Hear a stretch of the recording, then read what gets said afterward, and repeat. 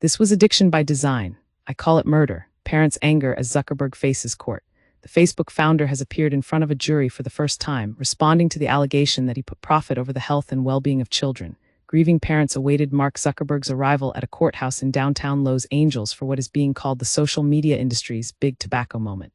I'm comforted by the fact he's here alone, with only his lawyers and a jury. He's without his lobbyists or his PR machine, says Lori Scott, whose 18-year-old daughter Annalie had a social media addiction and died by suicide in 2020. If we would have been here in this court 10 years earlier, she would have still been alive, she adds. They knew what they were doing. Lori tells me how Annalie, who she describes as the central cog of their family, grew up on a farm in rural Colorado, but an interest in rodeos and horses was superseded by addiction to social media. On TikTok and Instagram, she would use beauty filters, says Lori, and compare herself to other girls. Annalie's anxiety and depression grew, and she even viewed a live suicide video online. The social media companies, knew what they were doing, says Lori. They did it for profit motives, and it's got to stop. Our children deserve to take control of their own digital footprint. My daughter shouldn't have had content pushed at her that said she was ugly or her life had no future. This was an addiction by design. Metrics were set on increasing usage. Some call it capitalism, I call it murder. Lori argues social media platforms are inherently addictive and that the addictive nature of them has led to a host of personal harms. That is also the allegation being made by the plaintiff in this case, a 22-year-old, referred to in court as Kaylee GM. She became an Instagram user aged 9 and developed an addiction to many social media platforms. Kaylee GM suffered from negative body image, anxiety, and depression, her lawyers say. TikTok and Snapchat have both reached settlements in the lawsuit, leaving Meta and Google as the remaining defendants.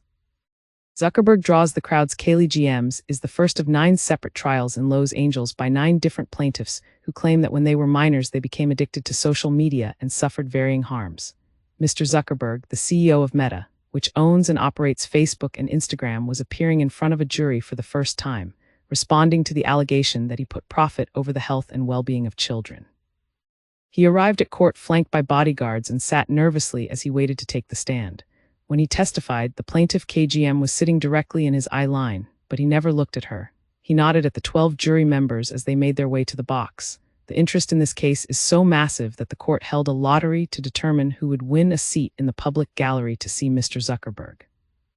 Raffle tickets were drawn, and even some of the bereaved parents who traveled across the country to be here for this watershed trial were not allowed inside the room. Zuckerberg in court too. As it happened, the plaintiff's lawyer, Mark Lanier, focused on Instagram's stated policy of not allowing under 13s on the platform. Mr. Lanier argued that not only did Instagram know there were users under 13, but the company aggressively sought to recruit them to the platform. On 3 screens inside the courtroom, he displayed an internal Meta memo from 2018. If we want to win big with teens, we must bring them in as tweens, it said. We have definitively established tweens as the highest retention age group in the US. But Mr. Zuckerberg bristled at the suggestion that Instagram is designed to be harmful to children. I'm focused on building a community that is sustainable, he said. If you do something that's not good for people, maybe they'll spend more time on Instagram short term, but if they're not happy with it, they're not going to use it over time. I'm not trying to maximize the amount of time people spend every month. He sparred with Mr. Lanier, repeatedly accusing him of mischaracterizing his testimony on the stand and previous statements he had made to Congress. There was no gotcha moment with Mr. Zuckerberg, and there is still plenty more testimony to come. But if the plaintiff in this lawsuit is successful, there may be thousands more similar cases waiting in the wings. It could drastically alter the way the social media industry operates.